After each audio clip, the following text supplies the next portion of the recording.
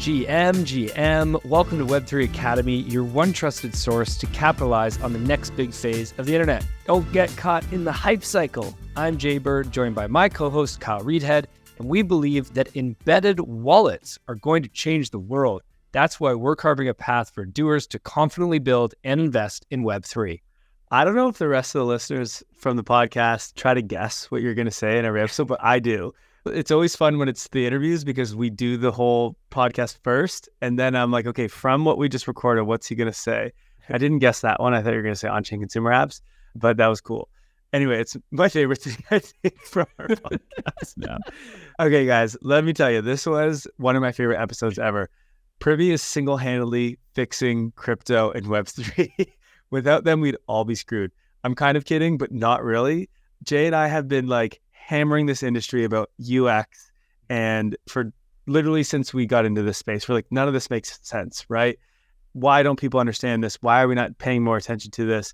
And finally, we have someone and a team, I don't know how big the team is, but that is figuring this out and handling this and helping all these new apps onboard into Web3 and build some really, really cool experiences. And look, there's still plenty of challenges. You know, none of the apps that they work with, which Jay will get into in just a second, are perfect, but they are light years ahead of what we used to have. And they are just thinking every day about how can we keep improving this. And that excites me so much. Jay, I'm going to head over to you because I've been talking a lot, but I'm pumped up right now. Yeah, so today on the show, we have Henri Stern, who's the CEO and co-founder of Privy. And he's an anomaly to me. I don't think we've ever had somebody in the show before that crosses over in terms of a business mind and an ability to understand what it takes to build a great business that considers the end user and making a great experience for the end user.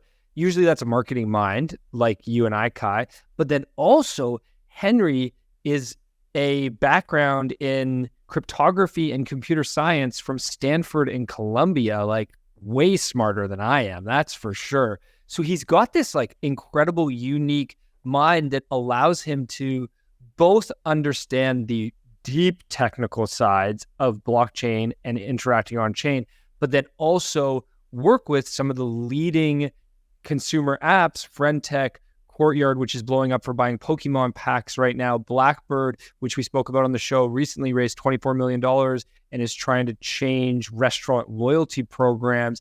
And he's able to work with them not just on, okay, how do you make a great embedded wallet is their main product right now, and how do you make that a great process for a user to basically sign up and start to use blockchain without necessarily needing to have a wallet first.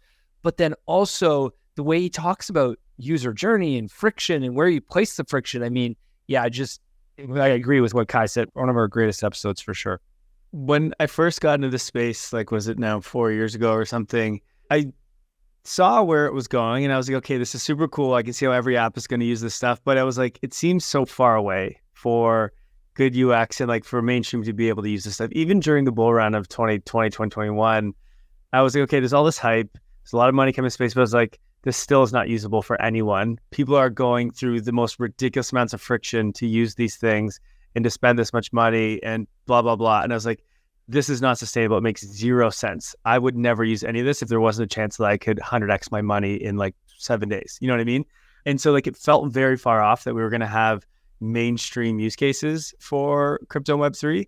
And then just speaking with Henri here today, it's like, we're there. You know, we're there, and like I think it's coming very fast. And we actually talked about this sort of inflection point for Onchain Consumer Apps in this episode, and he gave a really, really good take on that. And so it feels like the tech is finally there. And we've always talked about it on like the infrastructure side of like L2s, et cetera. But I mean, on the app side as well now with what Privy's building with embedded wallets and other things like that, like it feels like we're finally at that point where what Henri said was like, we can start to innovate now. We can experiment. But previously, we just couldn't even do that. And now we're there, which when that starts happening, that's when things go really fast. So it's exciting to see that we're finally going to get these on-chain consumer apps of many different kinds. It's not just like SocialFi like we've seen recently, but of everything, whether that's rewards and things like Blackbird or on-chain, or real world assets like Courtyard and others, and games and so on and so forth. Like, I think we're going to have innovation experimentation from all over.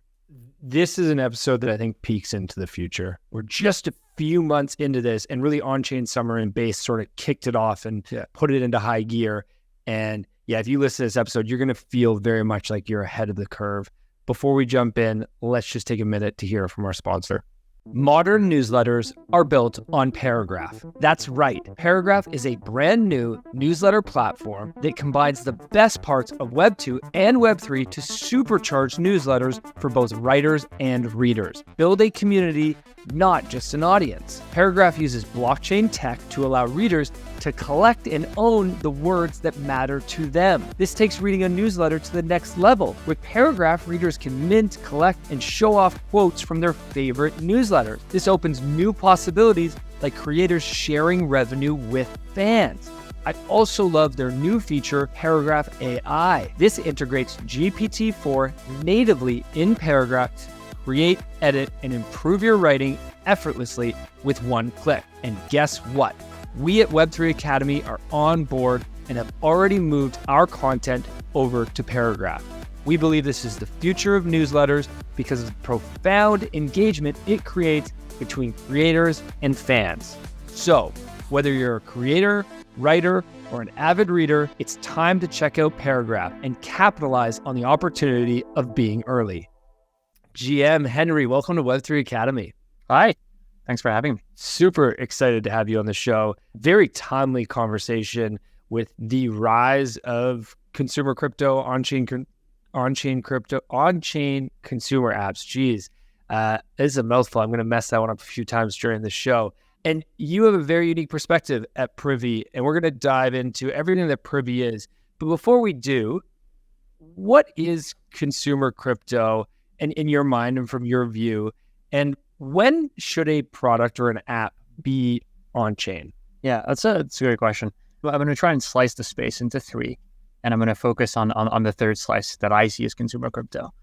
Obviously, this is open to interpretation, but I would argue, there's very simple, powerful examples of, B2B use cases. I might call this crypto as infrastructure, and I think of companies like Bridge.xyz and others who are doing really, really great work.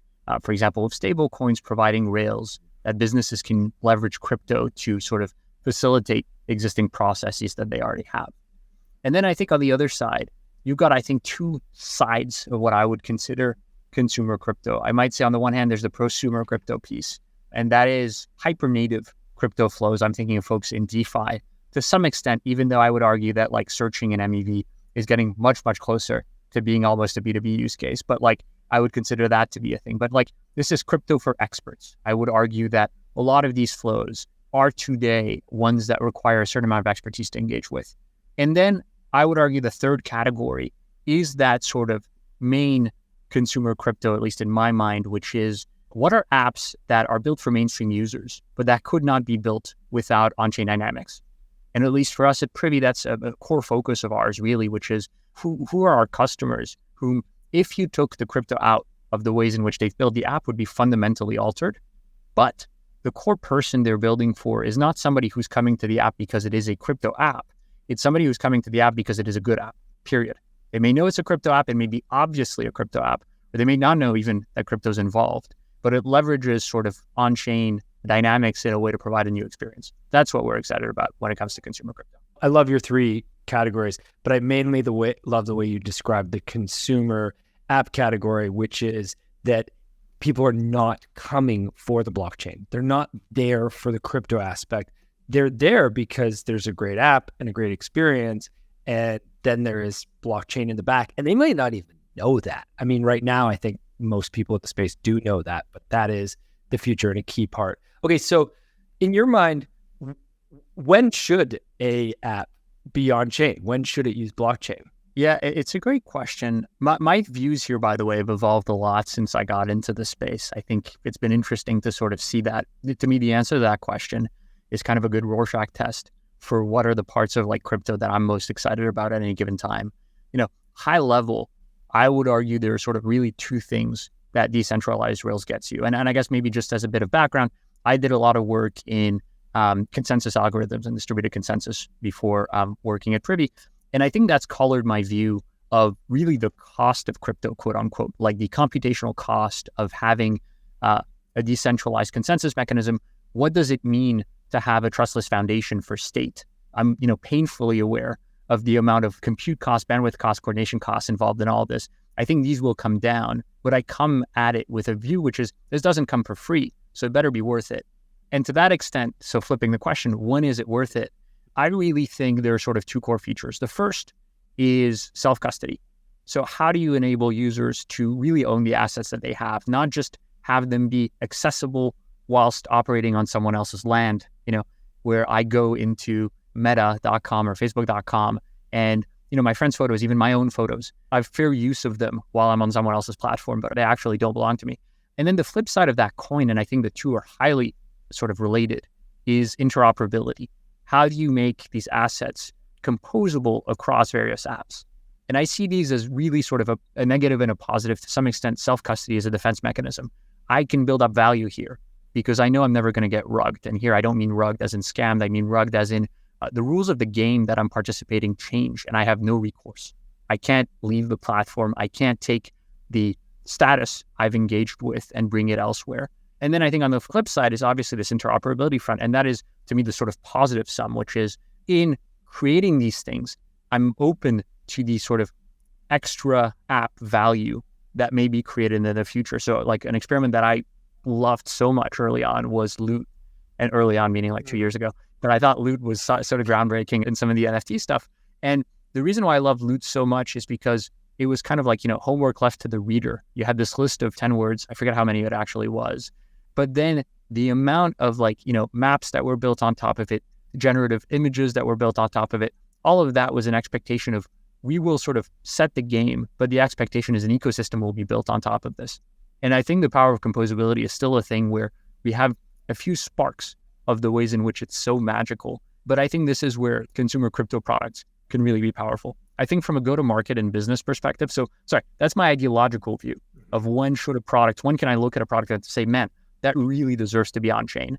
I think from a business and sort of go-to-market view, the answer maybe is a little bit more pragmatic and direct, which is, are there network effects in what you're building? Does it require sort of engagement that builds on itself? If so, probably on-chain may help.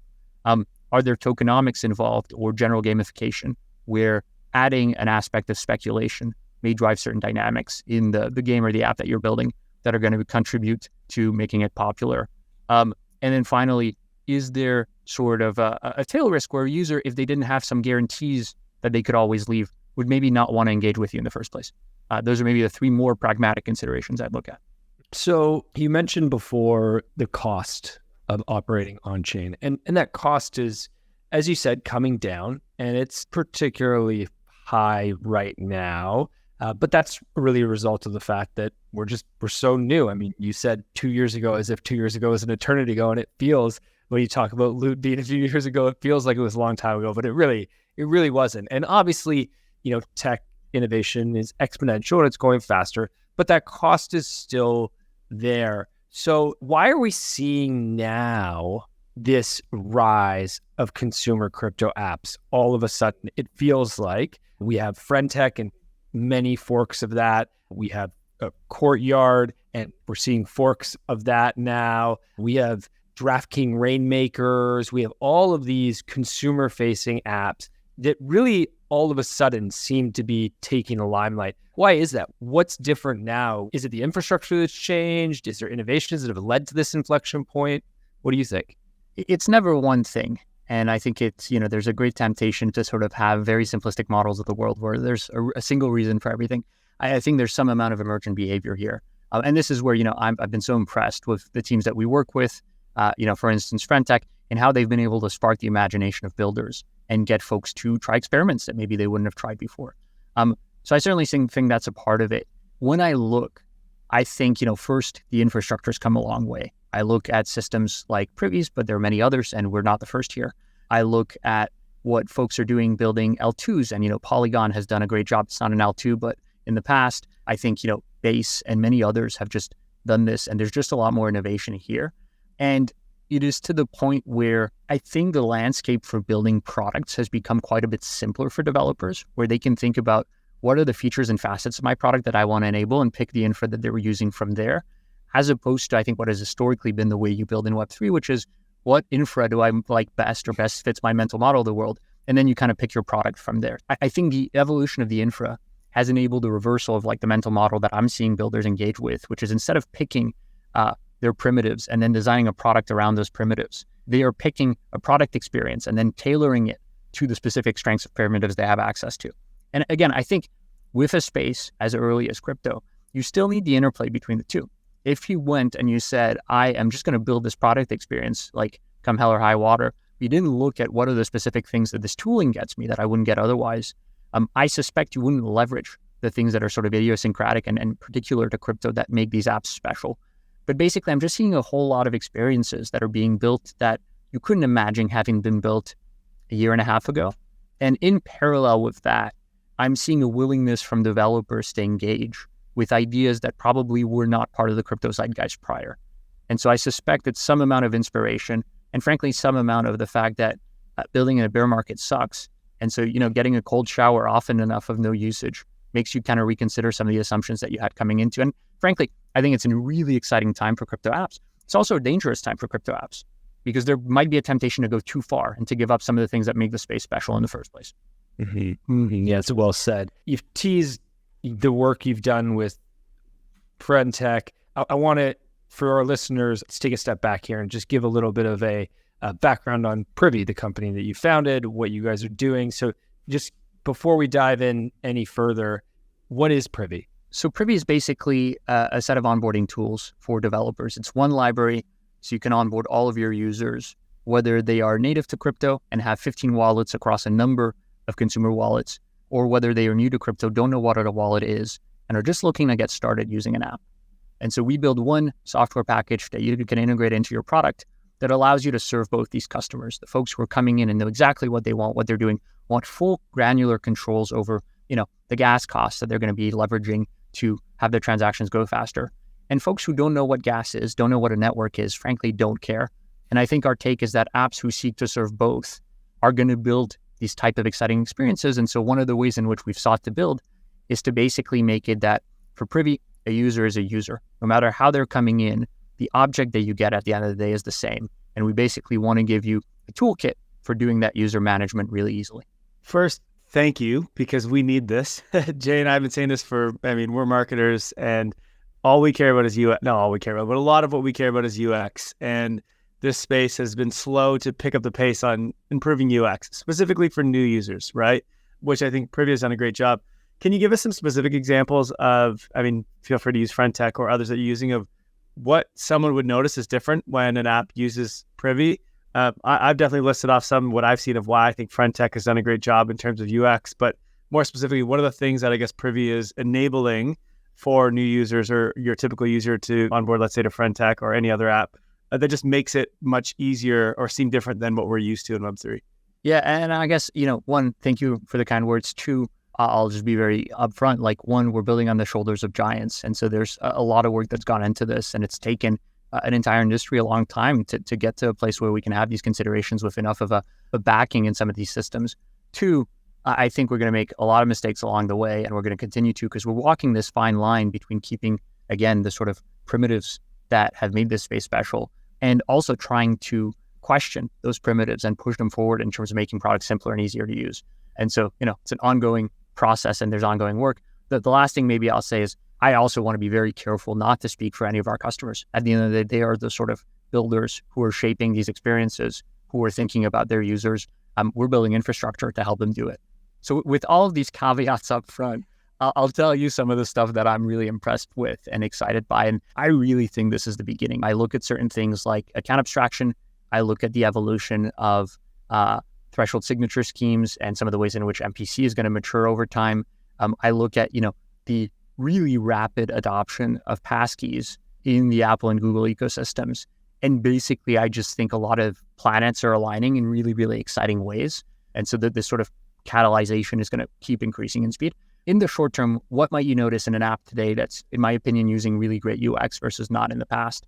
First, I think abstracting away sort of gas and networks, being a little bit more forceful with users in terms of saying, we're going to basically have you, this is an idea that we work a lot on called embedded wallets. And the idea is have the wallet sort of sit more flush with the app itself. So that instead of, obviously there are great advantages to the user bringing their own software to every single app, but it means that that piece of software has to be highly configurable to account for the wide range of what apps could be. And by having the wallet embed, you're basically making a choice to say, we're going to sort of cut some of the optionality in exchange for providing sort of a more straightforward experience. So our job as a builder, in this case Privy, is to build, a lot of options, but to basically allow developers to then sort of cut branches so they can have a streamlined experience for users. So concretely, what does that mean? It means not really having to select chain or to do network switching. It means having sort of pre-selected defaults in terms of gas fees. And again, it's up to the developer to decide how much they want to sort of lift the veil and show the underpinnings or not.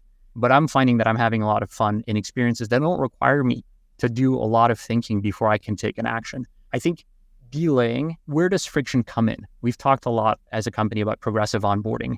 How do you let your user get to something interesting in the experience as fast as possible and then trigger an action? And so for us, early on, it was maybe you don't have to connect the wallet up front. The first version of Privy just let you say, connect an email and then attach a wallet to that email. That was before embedded wallets existed for us. I think this question of how do you progressively onboard, where do you want to put friction is a huge one. And I think bridging remains one of the complicated parts of these novel experiences. And so do you want to have that bridging pane come up front where user really has to engage, but then being able to work within the app becomes a lot easier? Or do you want to delay it until the last moment? These are the sorts of parts of the experience that we find interesting. But to sum up, because I'm all over the place, I think the three things that feel really, really special. One is sort of narrower choice patterns so that you don't get decision paralysis from the user and you actually have a pretty straightforward path. The user is able to orient easily and has a clear call to action for what to do next. They don't have to think about the meta of the product. They can just engage the product. The second is, I think this is mobile. And really, PWAs are one really good example here. But a lot of the pain, I think, of using wallets in mobile historically has been having to shuffle back and forth between apps, which is a super costly interrupt. And so you end up, or at least I end up usually dropping the app after enough shuffling back and forth if a connection breaks. And these are hard technical problems. But I think being able to stay within the app just means you can actually focus and have a longer lived experience, which is huge. And then I think the third piece for me is a lot more focus on smaller UI pieces, being able to sort of manage some of the ways in which self-custody feels inside your product means that the user doesn't feel like they're engaging two different products. They're actually engaging a single product. So lots of work ahead, but those are for me the sort of three big unlocks that we've seen recently. Yeah, I love that. Thanks for explaining that. The way that I've sort of been explaining it in our podcast recently is it feels like now, and I actually think it's probably just with apps that are using Privy, but I'm not 100% certain of that, but it feels that way, that when you sign up for an account in like the Web 2 world, there's sort of just the account and the wallet is just sort of merging into one. And now when you sign up for an account, you're also basically signing up for a wallet that's now like they're sort of just joined together. It's a big benefit for apps to do that, right? Because you can bring funds in there at any time. You can bring other assets in there at any time. And like you said, it's sort of different than what we all thought it was going to be, which is you always connect your own wallet into apps. But most people don't have wallets. So it actually makes more sense that when you create an account, all of a sudden you just have a wallet within there right away. And that's kind of how it functions. And that removes a lot of friction, like so much friction, because especially trying to get someone to use a new app when they don't already have a wallet. For some reason, Web3 doesn't do a great job of saying, oh, you don't have a wallet? Click here to get a wallet, right?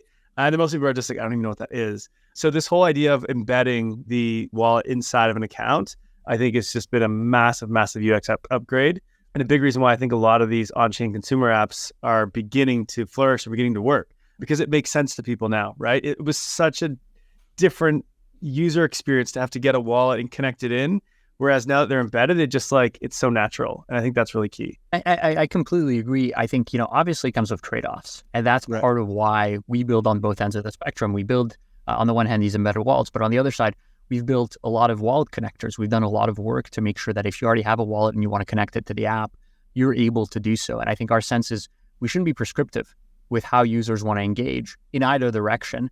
And, for some people, this embedded wallet is really going to be a starter wallet, the first way with which they engage with an app. And then they'll sort of, graduate into having their own app. They'll be like, man, this is really good. I want to take this and I actually want to move it into MetaMask and like start moving around these things. And we're doing a lot of work to enable this at an embedded wallet level. But I also think, there are things that consumer wallets are really good at that embedded wallets are not. And then I think conversely, for some people, most of their experience is going to be within an app. And I think, again, how do we keep the benefits of self-custody here without giving up on the benefits of interoperability is a huge question. And it's a question that I think covers a lot of the things. Like, I'll just give an example. I have like 5 or 6 Ethereum accounts that happen to run on MetaMask, but I run them on a few different wallets as well that I use for NFT trading. And I don't want them to be the same account. There's a very specific reason why I use 5 or 6 of them. And so again, I think these are super nuanced questions of how much do you enable a user to make these choices on their own behalf, and how prescriptive do you try to be? And I think that's a lot of the work that we're trying to do right now is figure out the right balance. So a user has an easy time getting started and then has enough optionality that they can grow into the experience that's right for them. So I'm curious to dive into this question of trade-offs a little bit. And maybe I'm wondering if you have a unique perspective because of the different apps that you're working with. And what comes to mind for me is FriendTech, which is very much a crypto native app right now. I don't think new non-crypto users are using FriendTech. I mean, I'm sure some are, maybe OnlyFans and those types are jumping on board, versus a Blackbird, which is a restaurant loyalty app that is really targeting the average user who just visits a restaurant and not the crypto native. So are you finding that this trade-off, are people more interested? Are the founders and the teams that you're working with, are they leaning more towards self-custody, or are they leaning more towards just great app experience, don't worry about the blockchain, the benefits of blockchain yet? It's a great question. I'm going to nuance it a little bit by saying, I think that the question of how do you define self-custody is one where you can ask 18 people and you'll get, 17 different answers. For us, it means only the user has access to their private keys. And that's a huge part of our work, is ensuring that that's true. The question of how quickly you expose users to the rest of like the blockchain interactions that they have is a very important one. But I guess the premise for us is, for example, we have sometimes customers who come to us and say, I would like to be able to sign things on behalf of users when the user's not around. And we can't help them with that. And so we, say you might consider working with some of the folks that we work with to build a smart account and have basically some version of session keys that allows you to sign these things on behalf of users. But Privy itself will basically not enable you to take any actions unless the user is sort of signed in and present in the app. So to that extent, there is kind of a premise, which is all of our customers are interested in self-custody as a priori rule, because that is how we've built our product, and because there are limitations to what we can do because of that, but we think it's really, really important. I think beyond that, we're very lucky in that a lot of the customers we work with, so the folks you mentioned and a lot of the others, are super thoughtful around the trade-offs involved in having sort of on-chain dynamics and where to layer in that complexity and where not to. And so, I think of the bonding curve mechanics of FriendTech. I think of some of the interoperability that I suspect Blackbird is thinking about. I look at how Courtyard is leveraging, in this case, Reservoir, so that when you list an asset, it's listed across all of the NFT marketplaces available. And these are all like various features of, I think, on-chain dynamics that they were choosing to leverage to make their specific experience better. So sorry, it's not a super clear answer, but I think basically we haven't really been serving customers who are like, Web3 seems like really cool marketing, and I kind of want to have an NFT drop to see what happens. We really focused on customers who are kind of interested in saying, we have these pretty deep interactions that are going to occur on-chain that maybe require integrations with third-party systems. And we kind of want a self-custodial base for how we engage the user with those. And that's where we're trying to provide value, if that makes sense. Yeah, it makes complete sense. Let's dive in a little bit deeper into each of these apps that we've spoken about, FriendTech, Courtyard, and Blackbird. From your perspective, and you can pick all three or any or just one of them, what has each of these apps done well that has allowed them to achieve their success?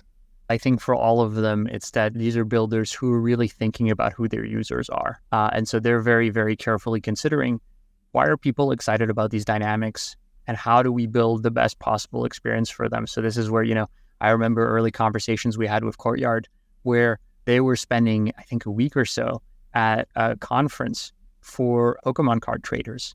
And they were interfacing with these folks and trying to get them to install MetaMask and coming back with these thoughts. And so in a sense, they were optimizing for the user, and the constraint was the tech, rather than optimizing for the tech and the constraint was the user. And so, it's a bit of a platitude, But at a highest level, I think that's what all of these apps have done really, really well.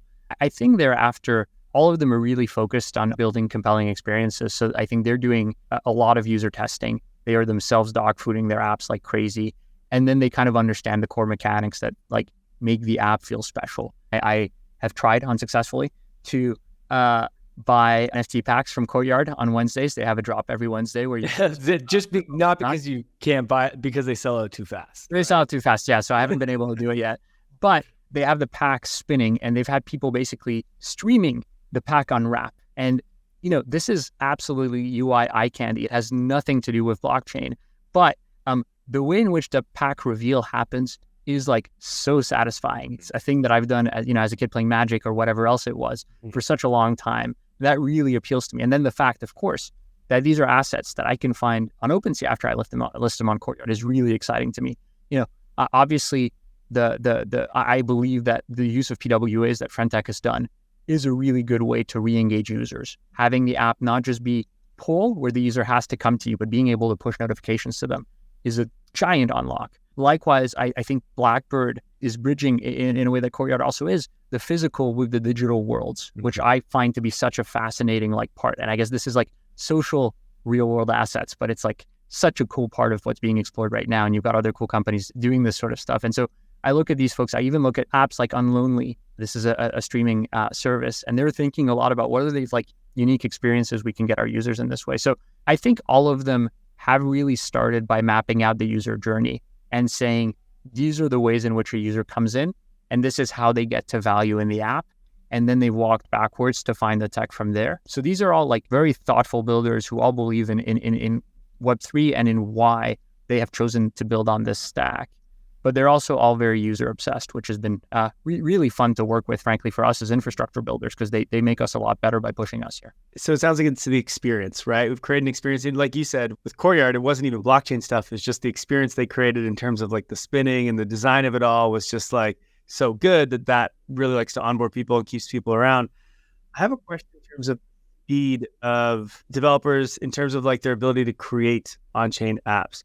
Because 2 years ago, you couldn't create an on-chain consumer app, right? Because we only had Ethereum. We didn't have L2s yet. So just you talking about like choosing your gas prices and all that, like that would be very, very difficult and probably not even possible on Ethereum because the difference in cost is so much. On an L2, it's like Frentech can choose what those gas costs are going to be or what the speed's going to be because it's a matter of pennies, not dollars or tens of dollars, right? So until L2s, it wasn't really possible. Then you have like, if I want to create an on-chain consumer app, I got to build the app itself, non-blockchain side of it. But then I got to go and build my own embeddable wallet, if I even had that. And I got to build all these different functionalities in with blockchain. Now we have Privy, which can do that for us, essentially, right? It's kind of like, I don't know how plug and play it is, but a lot more than if I had to build it from scratch. So it sounds like the speed of which developers and companies can build these apps is much faster. In your experience, and of course this varies depending on what you're building, I understand that, but like how much faster, how much better is it getting for developers to build an on-chain consumer app with things like Privy and all the other kind of inventions that are happening over the last, like, let's say, year or two? Yeah, I'm trying to quantify it. I think if you take back 2 years, I'd say somewhere between 10 and 50x. If you take back 1 year, I'd say somewhere between 5 and 10x. And again, I think there's a lot of things coming together here that are really, really exciting. L2s are a gigantic part of that.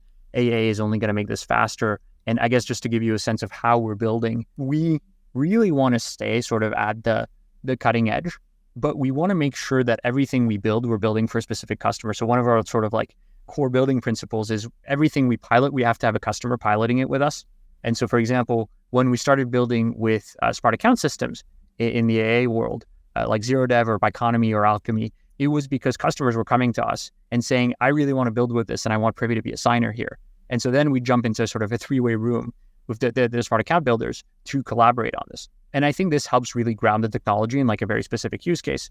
But for us, I think kind of the interesting thing is having access to both the more tried and true, super rapid experimentation. Okay, this person has done X and I want to build an app like it and I want to be able to like move very quickly and prototype something. And I think speed of prototype basically is just going to be essential to having good consumer crypto apps because some stuff will work, some stuff won't. But being able to try things quickly without basically, getting 50 hours into a project and then kind of understanding that actually the thing's never going to come together because there's this like giant gaping hole in the middle of the experience that you thought you were going to be able to build. I think that used to be the case. And today, actually, a lot of that risk has been moved off. So there's still like early technical decisions that you have to make. I think, early 2000s, we had the LAMP stack in traditional web development, which was like just a really easy way to pick off the shelf frameworks and put them together to build a website easily and without like backend database and so on.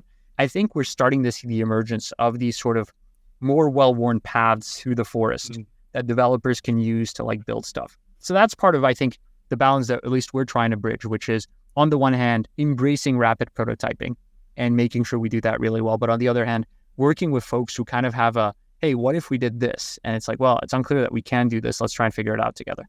Right. It seems to me, and I would love to hear if you agree or not, but have we reached an inflection point then? 3 months ago, no one had heard of on-chain consumer apps. Crypto consumer apps was not a term. I mean, I'm sure it was a term internally for people like Privy who's trying to build those, but like none of them were really live until just recently, and none of them had any traction until just recently. And so like, we say friend tech, host tech, or whatever it's called. There's Blackbird and Courtyard, and these are all new names for everyone. But I imagine there's a bunch more that are ready to launch or are about to launch that, again, we've never heard of. It feels like these just came on the map, and now it seems like we're at a point where they're going to be a new one every month or maybe multiple every month. Like, do you feel that we've reached that inflection point? And I guess business-wise, like internally for you guys, and feel free to say whatever you can, like, is that what you guys are seeing? Yeah, I mean, I think we've been super, super lucky, obviously, to work with these great partners. And that has meant for us that we are working super, super hard to help builders like shape things. And so we're seeing an interest and an influx of builders in this space interested in building crypto native experiences for mainstream users that at least I've never seen since being in Web3. So that absolutely feels like an inflection point. I think things take time. And so I'm going to be a wet blanket here because I've been in this space for too long to kind of like believe that, it's up and to the right at all times. I think technology gets developed in waves, and I think there'll be ups and downs, to be a downer. But I also think there's something that has fundamentally changed, which is this ability to experiment. And frankly, it's going to be a little bit of a hot take, but the mix of new tooling and shit funding conditions in the environment, I think is a very potent mix, because it means that developers have to act like they've got 3 months to live. And that means building very, very differently than if you've got a war chest that gives you 4 years to kind of mess around with really cool tech. And I think both are really important. I think it's fantastic to see folks like, Protocol Labs, where I used to work, or Celestia, or a number of others doing work to make sure that these sort of infrastructure protocol strata is continuing to evolve and morph into something that we can build on with better and better trade-offs. But I think there's an attention now to user experiences and applications themselves that feels really true. And so I think we had a meme internally that I love that was put out by this fellow called Ben Bache. And it's, I don't know if you've seen it. It's like this anime where this guy like has a cart with some hay in it, and like the cart drives up and he's kind of trying to dig through the cart and he sees a face. And the caption that this guy Ben Bache put was, Web3 infra builders trying to find the apps out there and only finding other Web3 infra builders. And it's felt like that for a long time, and it doesn't feel like that anymore. So yeah, I think we are at an inflection point. I think it's going to take time. Yeah, absolutely. Well, it's good to hear. I mean, it's funny that, if you go on Twitter, you talk to other people, everyone thinks, once again, crypto Web3 is dead, right? There's no one here anymore. No one cares. No one's building. And yet behind the scenes, this is when more people are building than ever before, and specifically building apps that may and have potential to go mainstream, which is really interesting. And I just want to highlight building in the bear markets. I don't think people realize how important these are for this industry, or just in general, right? Like when you have to bootstrap a business, it's so much better than if you have so much money. It's kind of like humans when we are starving, and the more hungry we get and we're out there hunting, the more hungry we get, the longer we have without food, the more optimal our brain functions, right? We dial in even better. We can run faster. We can think more clear.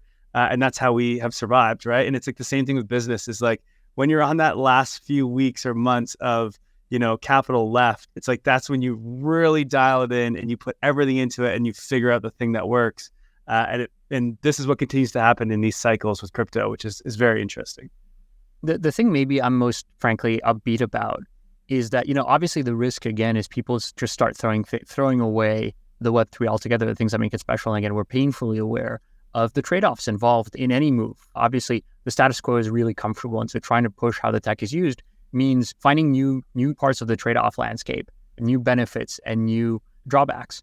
I think what keeps me super optimistic is one, the thoughtfulness that I'm seeing from folks building and the scrutiny under which they're putting the toolings that they use. And very specifically, I think for me, a lot of builders that we talk to are thinking in terms of capabilities rather than technologies. So for us, for example, that meant when we were starting to work on AA things, we were like, what should we use for AA? And someone on the team said, listen, that is a terrible question. The question should be, what does AA get us that we need? And then we went down the list and I was like, okay, being able to sponsor gas is really, really important. Being able to do that cross-chain is a huge unlock. Being able to batch transactions is big. Being able to get session keys is huge. Like, how do we think our customers can leverage these capabilities? And then let's actually build tooling based on not AA, but the capability itself. And so I think that's the cool thing is, obviously the worry is with fewer resources, you start throwing away things that felt like a luxury.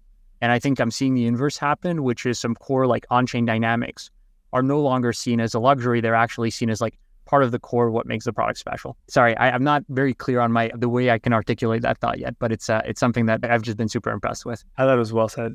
Yeah, no, I agree. When Kyle was saying that he feels like we're at an inflection point and there's more apps coming, Henry, you were nodding your head with a big smile on. And for those listening on the podcast, you can't see Henry, but he was definitely agreeing with that statement. Can you tell us at all about what you think is coming? Is there any particular categories that you're seeing? Can you give us any insight into what's next? Yeah, I mean, if I understood consumer well enough, I'd be building a consumer app is the first thing I should say. My track record here is as an infra builder, I can just say, what demos have I played with that I find super, super exciting?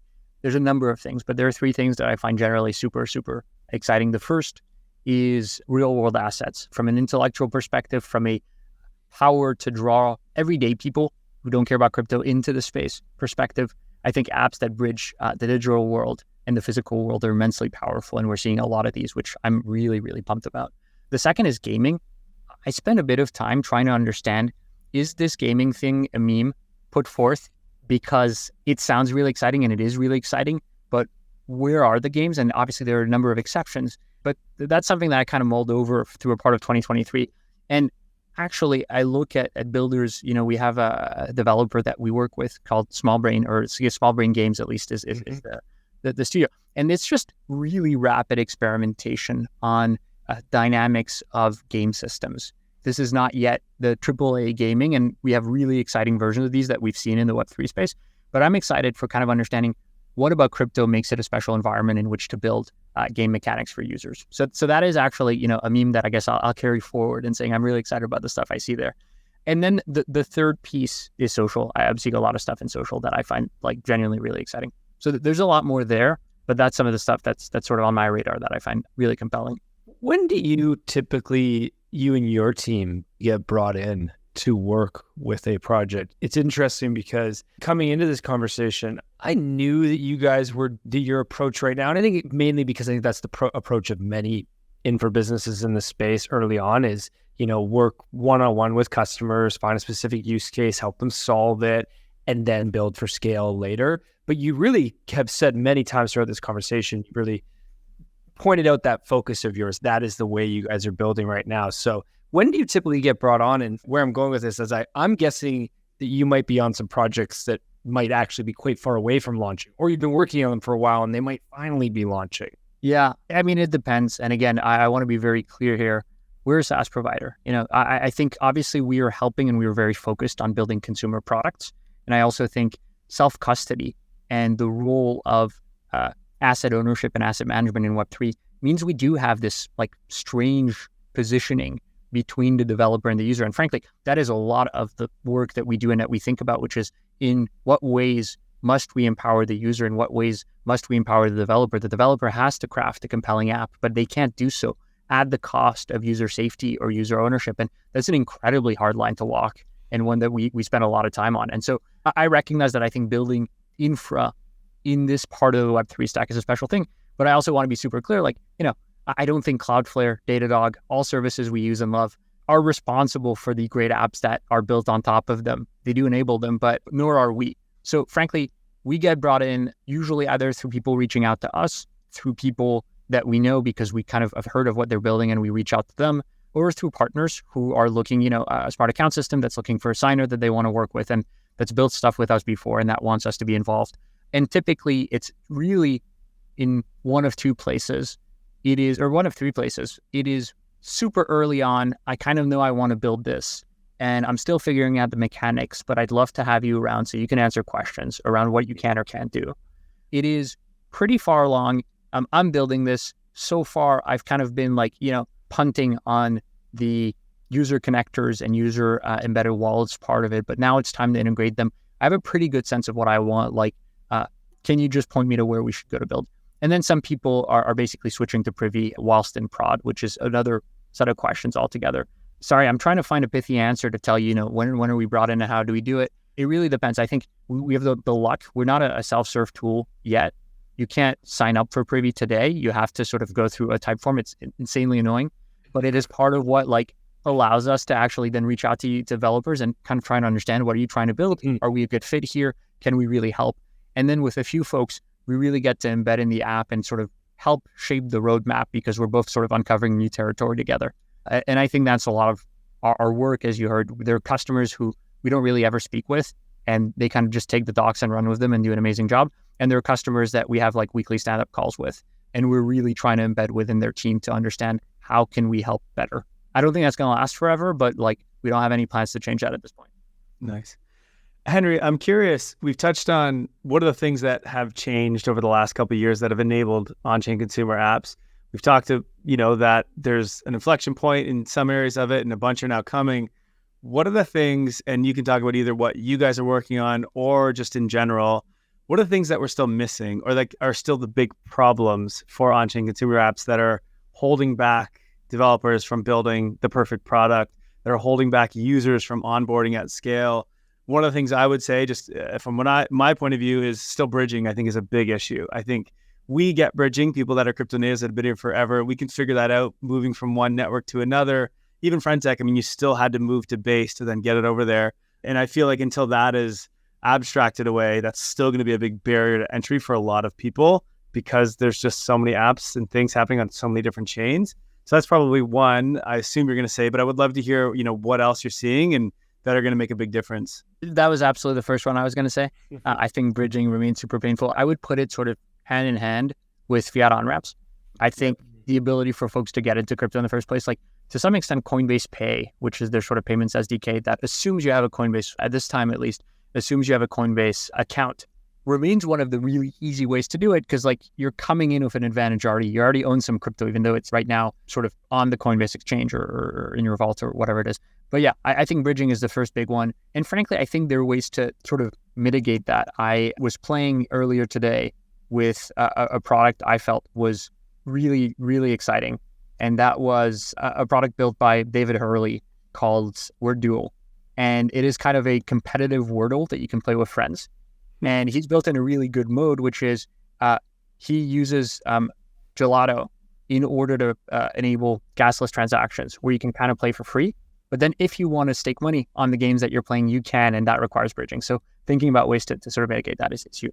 I think the next big thing for me is there's still a number of things that we have to do in order to enable sort of users to have full recoverability of all assets under any conditions. I think obviously here, the devil's in the details, and the devil's really in the edge cases of what if you lose your device and your credentials and these things. And whatever solution you look at, there are certain conditions under which threat models and assumptions break down.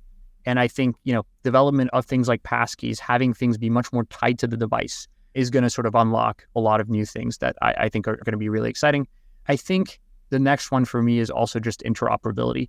Privy launched, and that was one of our core launch features, was users need to be able to export keys. On the one hand, we kind of hate it because I don't think users should have to handle any cryptographic materials. I think it is to some extent just a worst case scenario when a user has to do that. But we also felt it was necessary because we were there are going to be moments where just the UX of what's possible today breaks down and there needs to be an escape hatch for the user.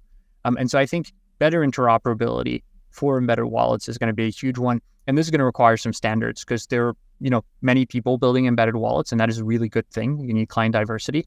And so having standards that enable you to interoperate across the different apps that use these systems is key. So that's, I think, the three high level that are super top of mind. I still think we've got a long way to go in terms of serving also mobile SDK. So, from a regulatory standpoint, the big two unlocks, I think, is going to be App Store permissioning and enabling crypto builders to launch apps much more easily. And then obviously all of the regulation around being able to do fiat on-ramps. Very well said. Okay, before we move to wrap up here, Henry, if you're taking a meeting with a new builder, somebody who's early on in their vision and their planning, what's your advice to them? What is your guidance as they start to think about building their business plan and thinking how they're going to build a great consumer app? I think the question that we always have, and frankly, it's usually where we end up in a lot of our conversations, is can you run us through the user experience end to end? What happens when I land on your website, on your PWA? And, give me a step-by-step. Where am I clicking? What's happening? Where am I clicking? What's happening? And we should go through both the UIs of what's on screen to then the on-chain interactions that may be happening in the background. So it's pretty, boring advice, but I think that's the thing where usually people have this nugget of a catalyst, of an on-chain interaction, of an event that feels really exciting, and they're sort of laser focused on that and kind of ignore, wait, how did the user get there? What do they have to do to get there? And then what do they have to do next? And so I think really playing through the end-to-end mechanic is kind of my core first step that we end up talking a lot with builders about. I'm glad you do that because I don't know why, but it feels like a lot of businesses don't think that through. And then this is where Kyle and I, we've been in business together for many years outside of not just Web3 Academy. And we often come into businesses, and one of the first things we do, we're like, what's your user journey? And they haven't even gotten there yet. And it's just, I don't know how you can have a successful business without that. And also, I think it's interesting that, you brought up at the beginning friction and deciding where the friction goes. And that's such a key step. And I love that at Privy right now, you guys have intentionally put friction in because you do want to build at a pace where you are able to work more one-on-one than to work in scale. And that's also an interesting decision. I mean, that doesn't make, for builders of a consumer app, that's not the case. But for builders of a SaaS or a service-based business, yes, that is always the case, that you do want to build slower and build directly one-on-one with your customers. Yeah, and I think this is back to the question of where do we build friction? There's good kinds of friction and there's bad kinds of friction. Mm-hmm. Timing the friction. I think this is an early Twitter thing, but it was early Twitter users were considered active if they had started following 7 people. And the kind of assumption is if we didn't get you through that early friction of following 7 people, then you just weren't going to engage in the app because there wasn't going to be that much for you to do. And obviously bridging is a huge part of that in a lot of apps today. It's you need to get through it. This is where personally, I thought the buying your own key is a first thing in friend tech is just a really, really cool mechanic in my opinion. I think, this is where for us as infra builders, we have to be considering the full experience. And we have a lot of work to do here on sort of understanding what are the threat models and how do we ensure that we're building the proper rails for all of our builders in thinking about where should we, intentionally put friction, where should we not? Even just in interacting with the Privy console, this is part of the developer tooling that we have. What is the process for promoting a team member into being an admin or back into being a user? Mm-hmm. These are small questions that I think everybody has to ask, but I don't think that goes away, is I guess my point. Mm-hmm. Mm-hmm. Yeah, very interesting. Okay, before we wrap, Henry, I want to give you a chance to just give a little bit of a shill for our listeners out there. How can they get involved with Privy if they're building an app and they want to use your embedded wallet? What's the steps they can take? And how can people follow you guys online and on the socials? So we are Privy_IO on Twitter, and we are there. We are on Warpcast. We are generally around and excited to speak. You can come to Privy.io, where that very annoying type form will be waiting for you. And generally, you can hit us up at hi@Privy.io. That is probably the best way to get in touch. Fantastic. Awesome. Henry, thanks so much for the time. Just been a really great conversation. Appreciate everything that you and your team are building in the space. As Kyle said at the beginning, to echo what he said, deep bow to you and your team. Thank you. We need this so desperately if we're going to get to the billions on chain that we all so desire. Thank you. I mean, yeah, we are excited to keep going and we're excited by everything we're seeing happen. Awesome. Thanks for listening, and everybody, have a great day. Thank you for listening to Web3 Academy, your one trusted source to capitalize on the next big phase of the internet. If you enjoyed this episode, please share it and subscribe or follow so that you don't miss the next one. While you're at it, there's a link in the description for our free newsletter where we provide timely and relevant Web3 insights so you can confidently build and invest in Web3. Make sure to subscribe today. One final note. This podcast is for educational purposes only, and nothing we say is financial advice. Crypto and Web3 are risky, and you should never invest more than you're willing to lose. Thank you, friends, and see you in the next one.